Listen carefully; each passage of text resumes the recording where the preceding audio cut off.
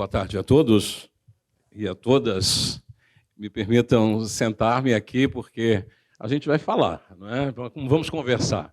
O seminário é sempre um momento de grande oportunidade para as reflexões, as mais variadas, surgirem. Não é o momento de chegarmos a grandes conclusões. É o momento de mostrarmos as nossas inferências a partir de premissas.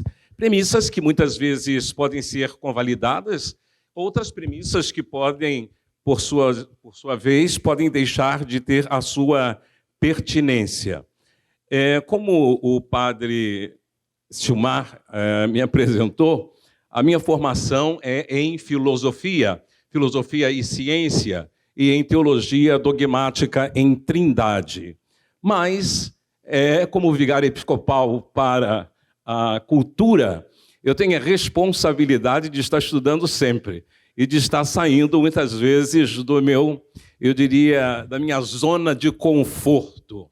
Mas eu posso também dizer que não está tão distante assim o tema que aqui hoje é proposto em relação à filosofia. Vale a pena lembrar aqui um binômio muito curioso e uma palestra que dei na semana passada sobre estética e arte. E com isso eu tive que voltar até 1750, quando eu pensava ao grande filósofo Alexander Gottlieb Baumgarten, que criou então a expressão ascesis e que influenciou grandemente Immanuel Kant, chegando Immanuel Kant a falar sobre o gosto. É claro que nós estamos num contexto no qual temos por tema o patrimônio histórico-cultural católico, a preservação da memória da Igreja no Rio de Janeiro.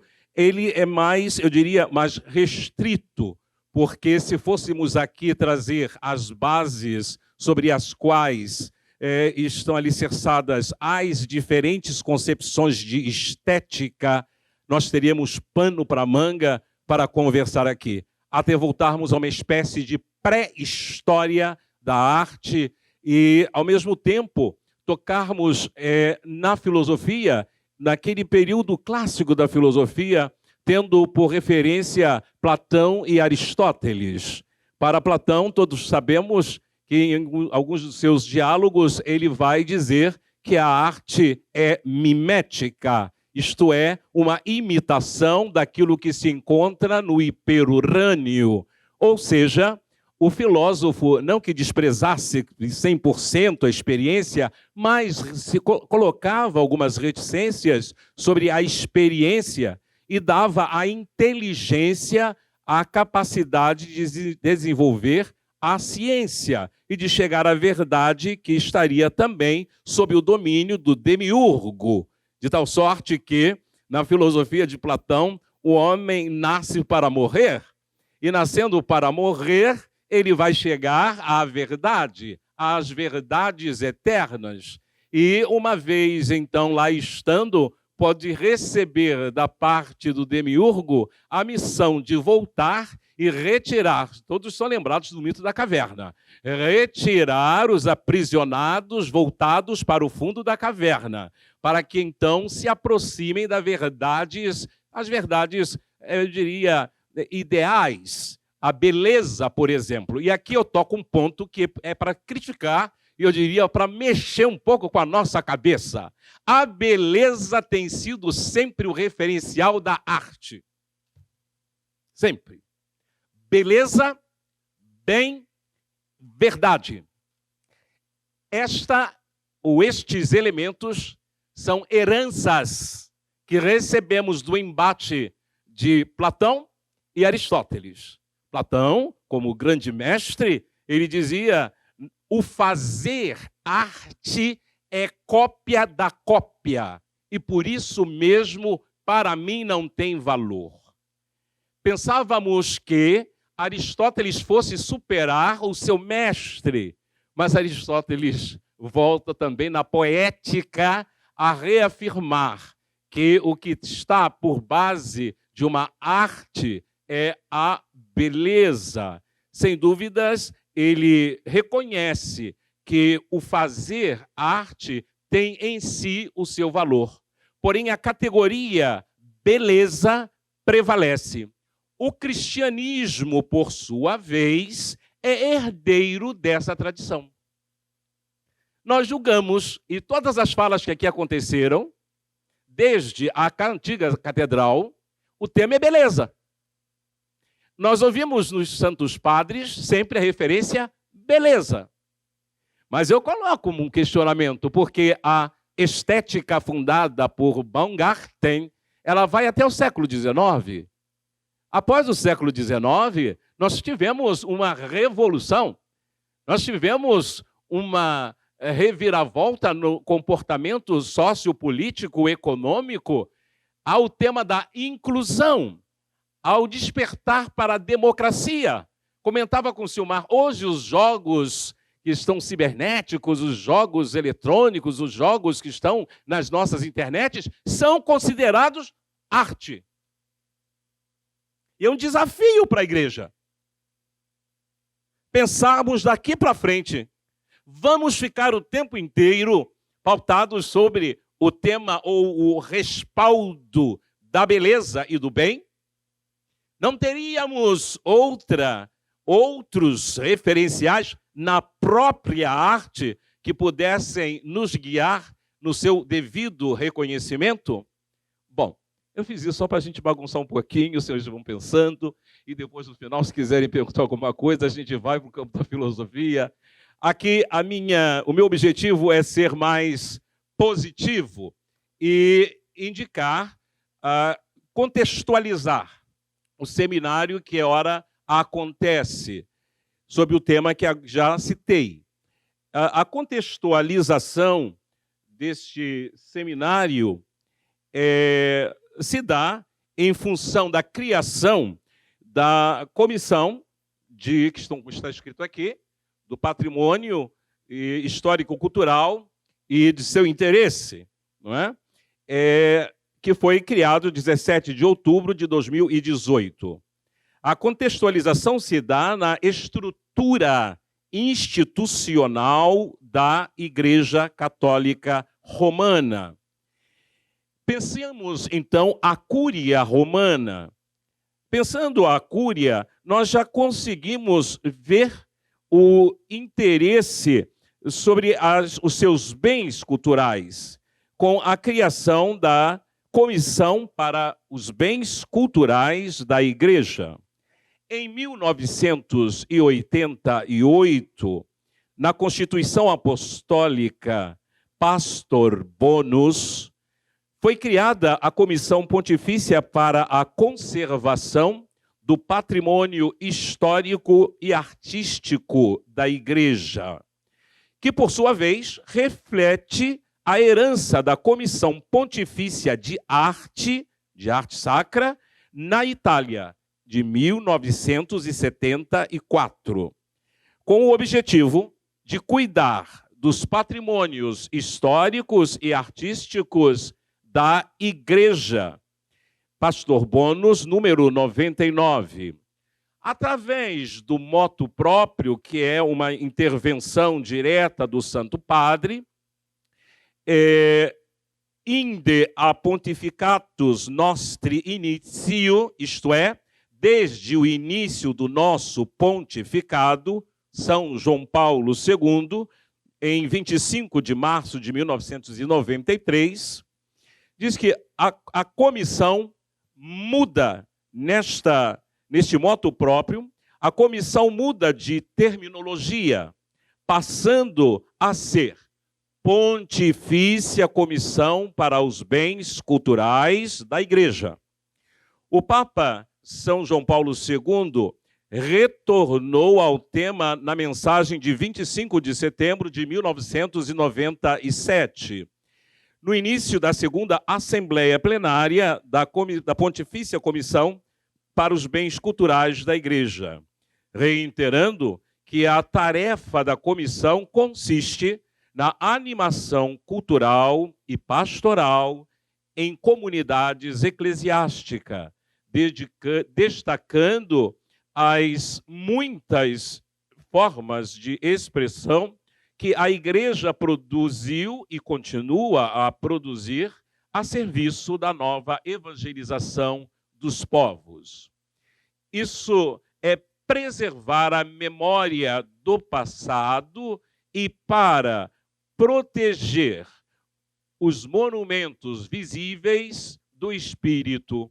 E continuando com um trabalho detalhado de catalogação e restauração, assistência e defesa.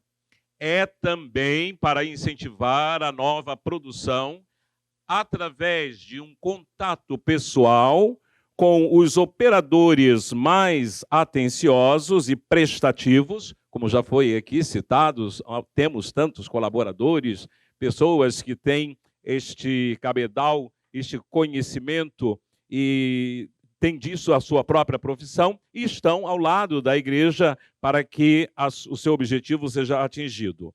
É também para incentivar a nova produção, através de um contato pessoal com os operadores mais atenciosos e prestativos, de modo que até mesmo a nossa era possa gravar, isto é importante, para que a nossa era possa gravar.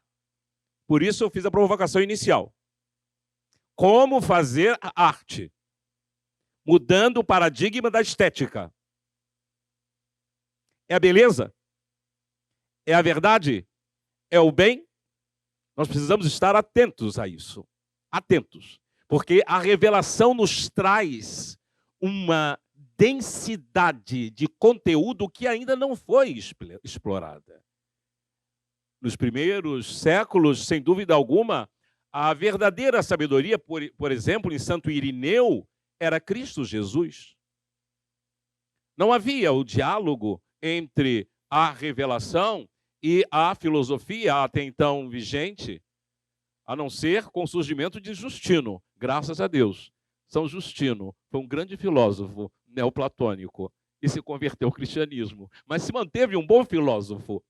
E daqui eu me lembro de Alexandre de Antioquia, que ele vai dizer algo muito curioso. Nós temos, além da revelação redigida, a revelação bíblica, nós temos um outro caminho de revelação, isto é, a razão humana. O ser humano. Deus se revela por meio do texto, por meio dos testemunhos e também por meio da criação. Não há oposição entre revelação e criação. Com o moto próprio,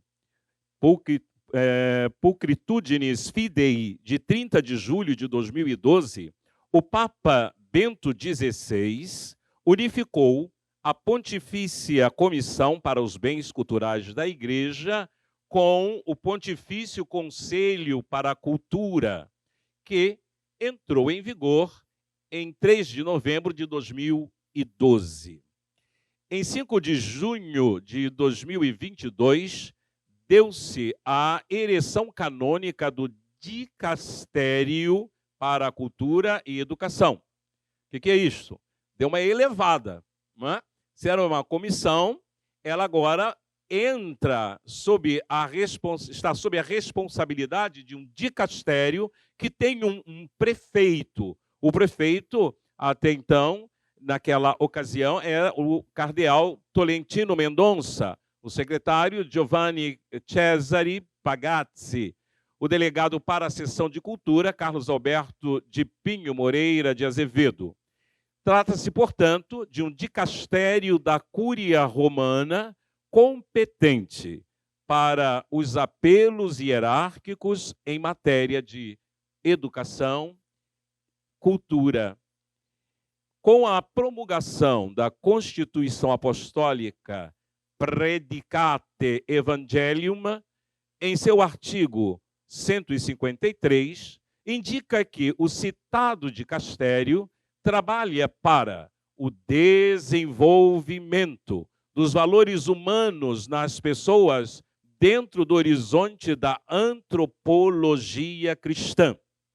Vejam que aqui o dicastério procura-se olhar esta relação da revelação, do tesouro que nós recebemos a partir dos apóstolos e das primeiras comunidades cristãs, com a realidade do homem, em um homem ubicado, o homem no seu tempo, no seu espaço.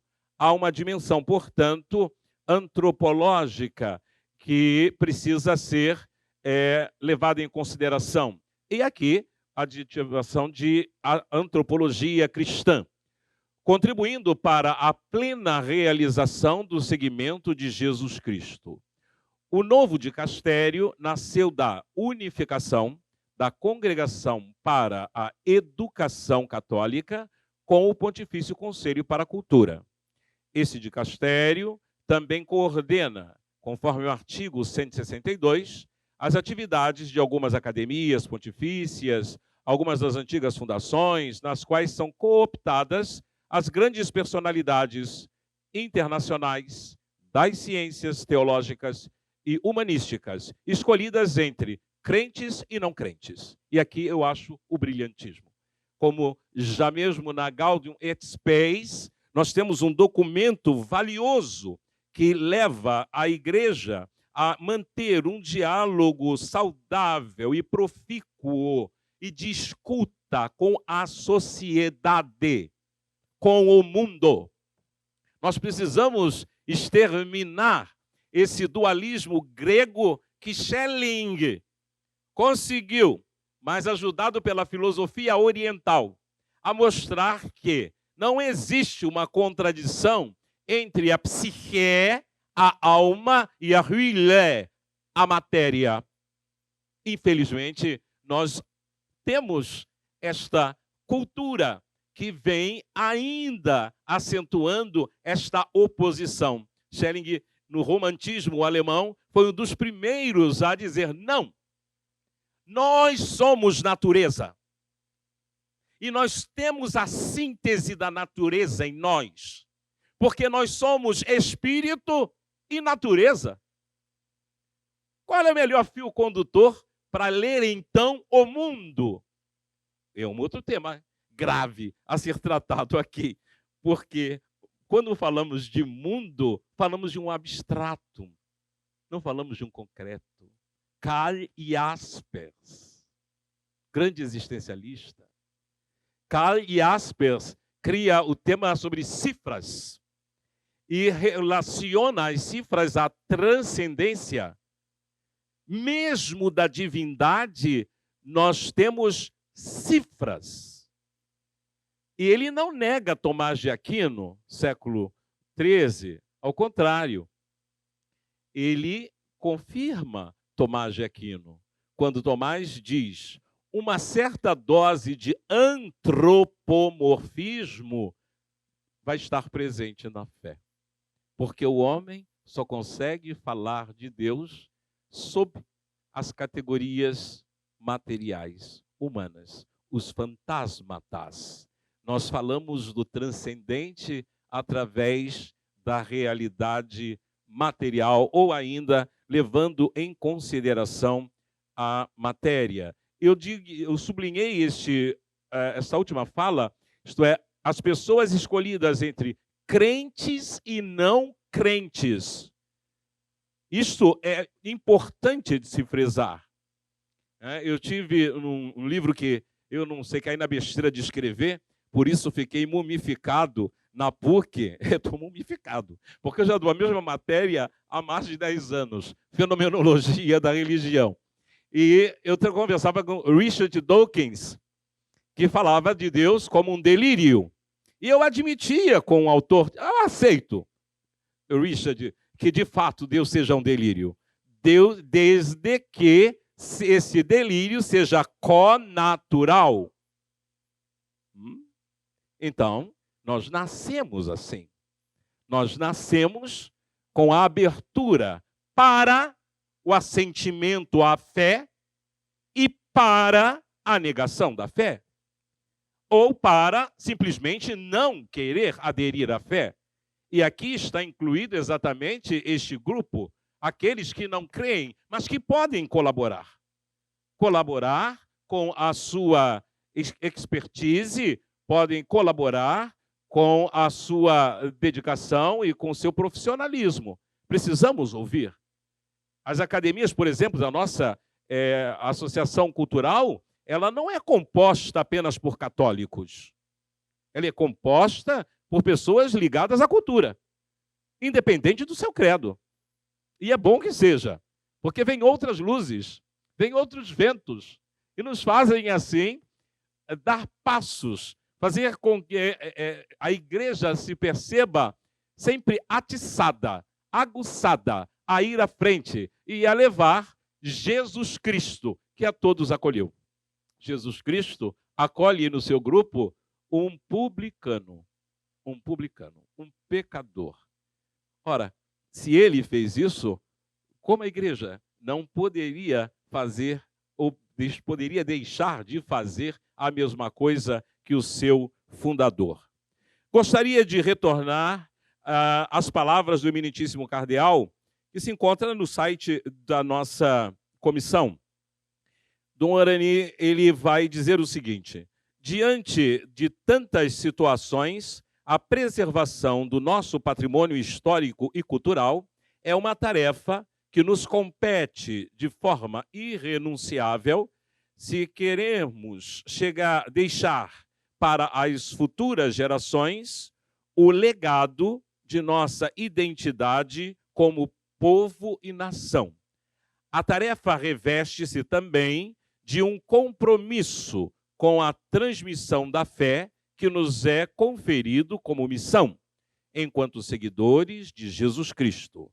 Nossa arquidiocese tem uma grande preocupação com a conservação dos seus acervos, que é mantida com dificuldade em função dos altos custos. Eu, vendo o tema que era proposto, patrimônio, eu falei, bom, eu acho que vale a pena a gente olhar mais de perto o que significa, então, patrimônio, né? Para depois fazermos a passagem desse patrimônio para os bens culturais, porque senão ficamos sempre sem entender muito bem do que estamos falando. O termo patrimônio histórico e cultural refere-se a tudo aquilo que é produzido, material ou imaterial, pelo ser humano na história, e é definido como cultura de uma sociedade. A palavra vem do latim, pater, e monium, a herança. A herança. E aqui é muito curioso, porque vai estar ligado à palavra memória. Memória não é apenas uma lembrança do passado, memória é vida. Memória é ligação com. E o Papa Francisco tem isso com muita clareza, quando ele fala de história. Nós pensamos a história nem do ponto de vista, eu diria, do historicismo, isto é, um positivismo lendo a história, não, mas apenas como narrativa de fatos. Mas a história é composta por vidas. Vidas. Assim pensa o nosso Papa Francisco. Então, ao pensarmos memória, ou pensarmos a palavra patrimônio, ligarmos esta herança que é recebida, é compartilhada entre os cidadãos e carrega em si elementos de identidade social. Outro tema de grande importância, a identidade social. O Papa João Paulo II escreveu um livro sobre identidade, e ele falava ali sobre a identidade da Polônia. A Polônia não se formou da noite para o dia.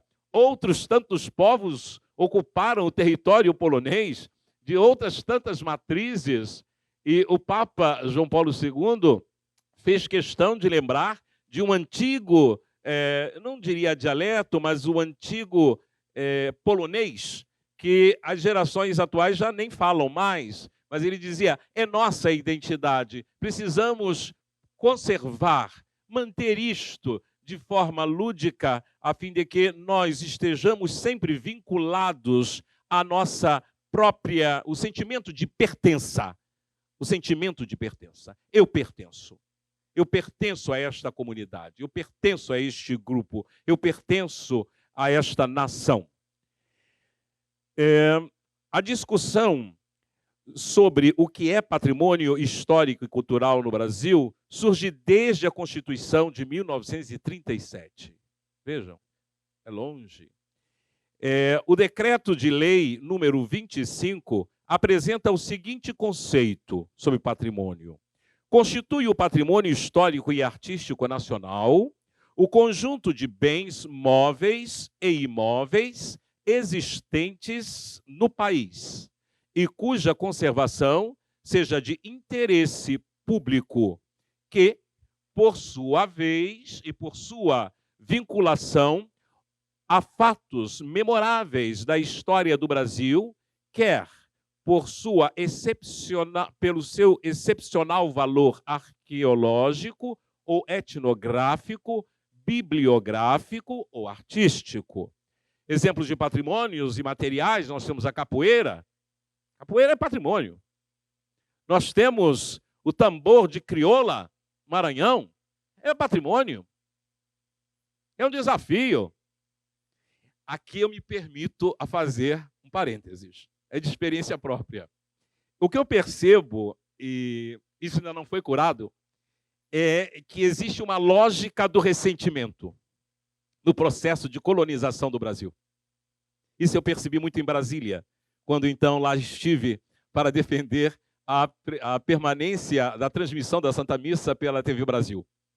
E o que eu percebia era o ressentimento. Era o ressentimento por termos sido colonizados. Então, havia uma tendência em rechaçar tudo que estivesse ligado ao processo de colonização e entrava neste bolo todo a igreja.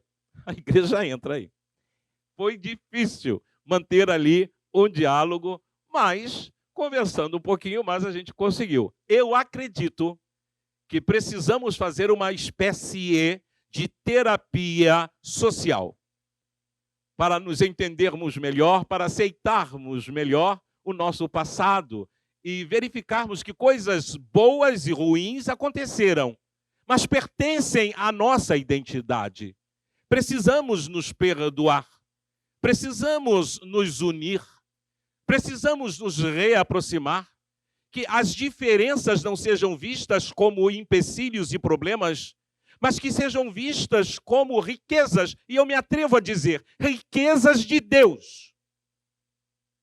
Porque Deus não se dá de forma unívoca e nem equívoca, mas análoga. Análoga.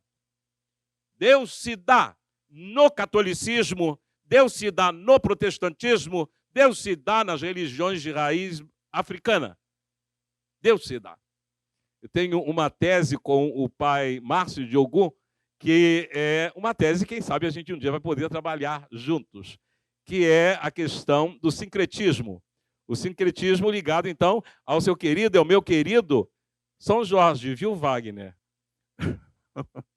Para nós encontramos alguns sincretismos que não foram feitos imediatamente no Brasil. A África. São Jorge pertencia à África. Ele estava no Império Romano do Oriente. A primeira ermida construída para São Jorge foi na Etiópia. São Jorge passeou pela África. São Jorge conheceu as diversas realezas, não chamo de tribo. As realezas. Conheceu e se fez conhecer. Não é à toa, então, que no Brasil faz a ligação de São Jorge com Ogum. São Jorge conhecia as tradições dos povos africanos. E certamente os povos africanos também conheceram aquele grande homem, aquele grande mártir, Jorge, que deu a sua vida por causa de Cristo Jesus. Penso agora, tendo em vista ter exposto um pouco do significado do conceito de patrimônio, pensemos o patrimônio histórico e cultural entendido como bens culturais. A partir do dicionário, e aqui já conversava com o representante do IFAM, Eu tirei uma cola lá do dicionário, que está muito bem feito. Leiam, vejam, é muito bom. O Dicionário de Patrimônio Cultural do IFAM. Sublinho o verbete bem cultural, escrito por Maria Tarsila Ferreira e a Luciana Mourão. Fica ressaltado que a terminologia bem cultural é dotada de várias definições, respeitando as diferentes esferas, os diferentes períodos. A elaboração da expressão pode remontar à França do século XVIII, passando pelo século XIX, cujo contexto era o de guerra.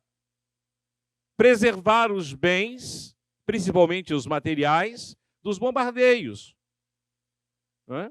Hoje temos, quem teve a oportunidade de ir à Colônia, você tem. Ali, eu ainda peguei a torre da Catedral de Colônia no chão, fruto do bombardeio. Então ela ficava no chão. Agora já não está mais no chão. Acho que deveria ter ficado no chão, porque é uma história a se contar, para ninguém se esquecer das coisas horrorosas que nós já fizemos. Mas já foi colocada no lugar. Não é? E sublinhando, passando por esses séculos XVIII, XIX, e todos eles voltados ainda com o objetivo de preservar os bens materiais dos bombardeios, e em última análise, estava também ali a proteção da pessoa, isto é, dos civis que estavam em meio aos conflitos. Passamos também pela Convenção de Genebra, do século XIX, a Declaração de Bruxelas, de 1874, as Convenções de Haia, de 1899 e 1907, culminando com a Convenção de Haia de 1954, pós-guerra. E aqui nós temos uma definição muito curiosa e bastante ampla sobre bens culturais. Assim diz o artigo 1º. Definição de bens culturais. Para fins da presente convenção, são considerados como bens culturais qualquer que seja a sua origem ou o seu proprietário. A.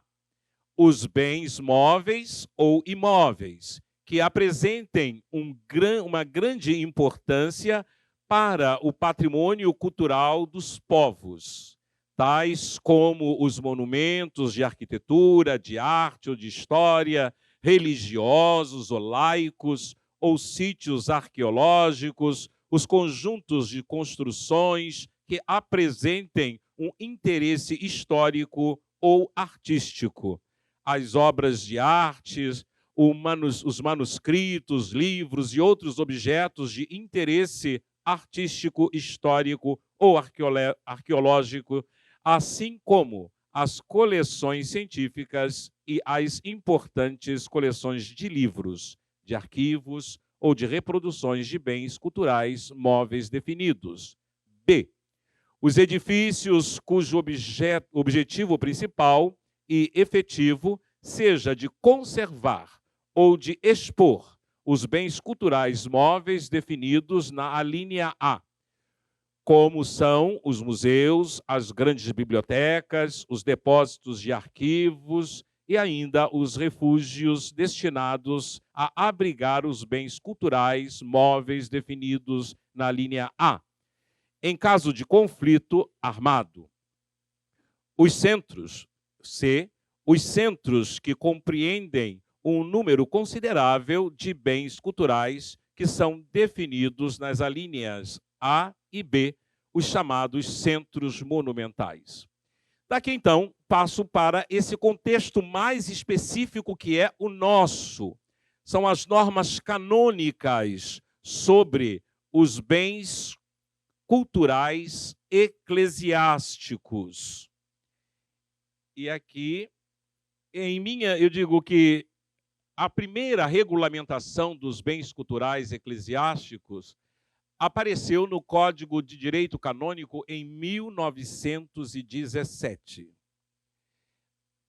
No cânone 1497, trata dos bens temporais da igreja, entre os quais hoje alguns seriam classificados entre os bens culturais, tais como os documentos escritos de arquivos e bens destinados ao uso litúrgico e, em geral, ao culto divino, os lugares sagrados, altares, capelas, sacrários, cemitérios, imagens preciosas, objetos sagrados, relíquias, entre outros.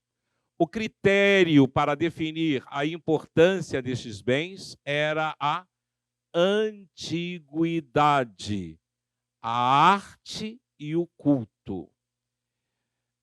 Fala-se igualmente do valor da consagração ou bênção de tais bens sagrados.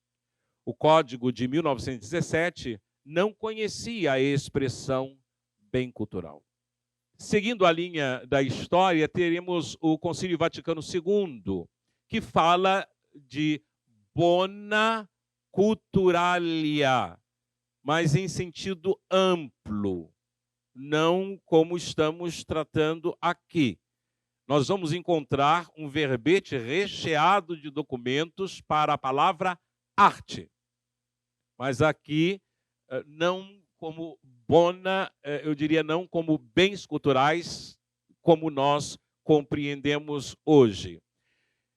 Teremos, porém, este bona culturalia é apresentado em termos genéricos, e esse termo se encontra, por exemplo, na Constituição Pastoral Gaudium et Spes, número 56. A mesma ideia é encontrada em vários outros textos do Concílio Vaticano II.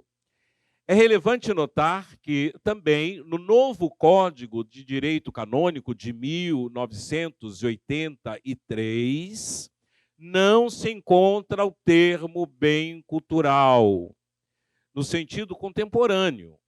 O novo Código, ele repetiu o conteúdo da normativa do Código de 17, com discreta atualização no cânone 1283.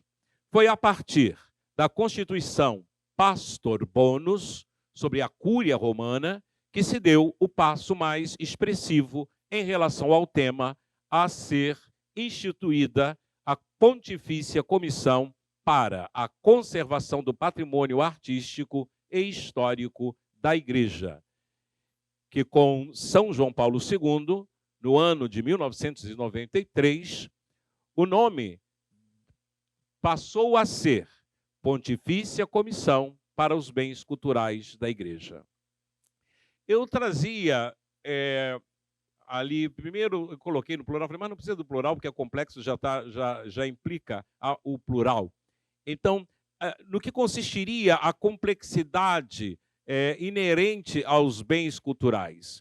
Em minhas leituras, eu deparei-me com o texto do padre Elton Ferreira Rodrigues, deve ser conhecido pelos senhores, que abordou o tema a valorização dos bens culturais da Igreja. No seminário, Preservação dos Bens Culturais da Igreja no Brasil, realizado em Belo Horizonte em 2017. O autor sublinha que os bens culturais da Igreja, como bens, participam integralmente, estão diretamente ligados ao culto, à fé, ao louvor de Deus. Tais bens participam integralmente da missão evangelizadora da comunidade eclesial, ordenado à inculturação cristã. Eis aqui já uma complexidade. Inculturação cristã. E vamos ver no finalzinho, quando eu vou falar de missão, que é importante que respeitemos o que encontramos nas culturas. Não menosprezemos a música, por exemplo, que já se encontra presente numa determinada cultura. Mas a função da igreja é procurar elevar, mostrar aquilo que talvez o cotidiano da prática cultural não consiga ter percebido. Então, a igreja não vem para jogar fora o que ela encontra, mas vem para somar, vem para dar, talvez, ali uma melhor, é pedante dizer isso, uma melhor orientação. Segundo o autor, ainda pensando ao padre Elton Ferreira, tais bens, eles, como dizia, eles participam da missão evangelizadora da comunidade eclesial e que estão ordenados à enculturação cristã, ao anúncio do evangelho, ao culto divino e às obras de caridade. Aqui outro ponto. Quando a gente fala de arte sacra, a gente pensa arte sacra em função da liturgia. É diferente de arte religiosa. São duas coisas distintas. A arte sacra, ela tem uma função de servir a liturgia. E é interessante que no Concílio Vaticano II já se fazia essa observação na Sacrosanto Concilium. Não seja levada em consideração, ou seja, colocada à frente, a exuberância da obra. A exuberância. Não. Mas que tenha a finalidade de levar ao outro o conteúdo do Evangelho e que tenha também esta sua dimensão caritativa. Segundo o autor, talvez seria até interessante falar não de bens culturais, cuidado, não me joguem pedra, da igreja, mas de bens culturais eclesiásticos na igreja. Na igreja. Por que isso? Porque pertence a todos. Pertence a todos que estamos dentro da igreja e pertencem à comunidade que está em torno. E aqui ele coloca, e eu já vou pular porque meu tempo já está indo embora, e não vou ter tempo de falar tudo que eu tinha que falar, entra no tema do turismo.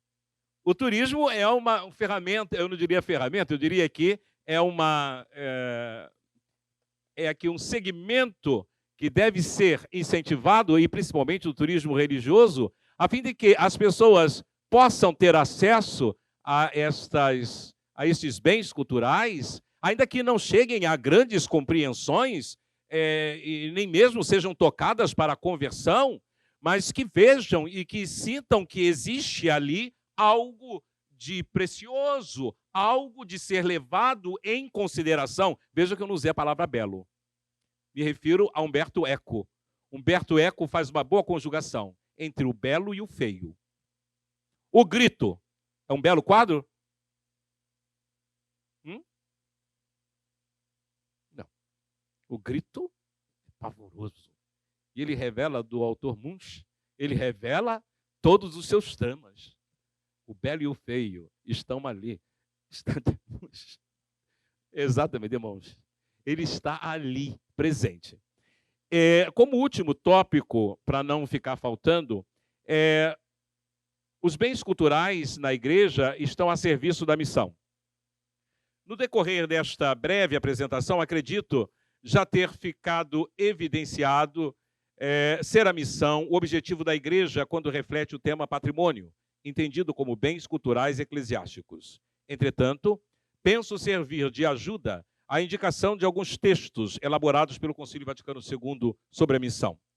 A base doutrinária ou teológica da missão encontra-se, por exemplo, na Constituição Dogmática Lumen Gentium, número 17, segundo o documento original, e no Compêndio Vaticano II, no número 43.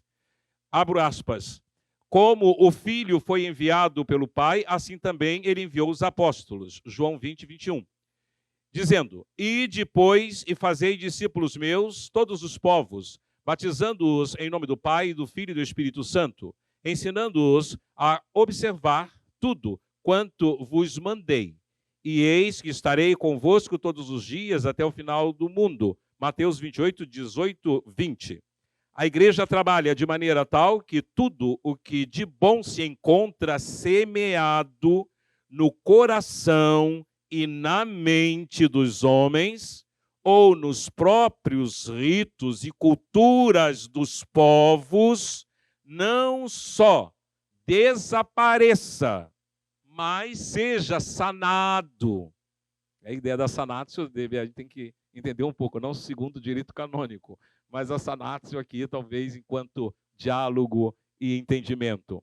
Elevado e aperfeiçoado para a glória de Deus. Portanto, pertence à índole da igreja ser missionária. E trago um exemplo concreto que temos em nossa arquidiocese. O senhor cardeal, nós aqui fizemos uma réplica da imagem de São Sebastião, que está custodiada, então, pelos capuchinhos, né, na Tijuca. E, através da única réplica, e assim fizemos o documento, só existirá uma réplica. Essa réplica, que é uma peça importante, histórica, e marca a fundação da nossa cidade, ela se tornou mais próxima da população, através da trezena de São Sebastião. Então, fazer com que os bens culturais, o nosso grande patrimônio, não seja apenas acessível às elites, e aqui eu penso a Rémy Brague, um grande filósofo francês, especialista em Idade Média, em filosofia árabe, judaica, e ele fala disto. Nós fazemos distinção entre a cultura para a elite e a cultura popular, como se a cultura popular não fosse nada.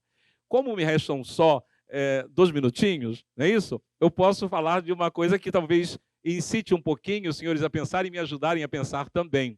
Eu criei um termo chamado, lendo a Fenomenologia de Edmundo Roussel, e depois lendo um pouco de Alberto Camus, e Alberto Camus trazendo várias críticas sobre a fenomenologia, e devido à sua própria experiência vivencial, existencial, eu criei o termo perifenomenologia, isto é, o estudo da periferia do fenômeno. Com isso, eu tenho o objetivo de fazer a ruptura entre a divisão entre o que é popular, o que é no meio do povo e aquilo que poderia ser supostamente elitizado, aquilo que poderia ter acesso ou ser acessível por pessoas com cultura formal ou poder aquisitivo elevado. Nós precisamos manter o equilíbrio. Se nós falamos daqui da nossa catedral, da antiga Sé, como um grande centro e cheio de experiências, cheio de histórias, nós não podemos deixar de pensar Nossa Senhora da Apresentação, que está lá no Irajá, está na periferia. Nós não podemos deixar de pensar em Santa Cruz, que está lá na periferia. E eu agradeço muito a Deus que o processo de catalogação tenha começado exatamente pela periferia. E assim, eu espero ter podido contribuir um pouco lançando ideias para que os senhores, ao longo desses dias, reflitam mais e deixem aqui para nós motivações para que a nossa comissão cumpra cada vez mais o seu papel de incentivar, de proteger e de fazer crescer novos talentos para a criação de novos bens culturais que serão deixados para a posteridade. Muito obrigado.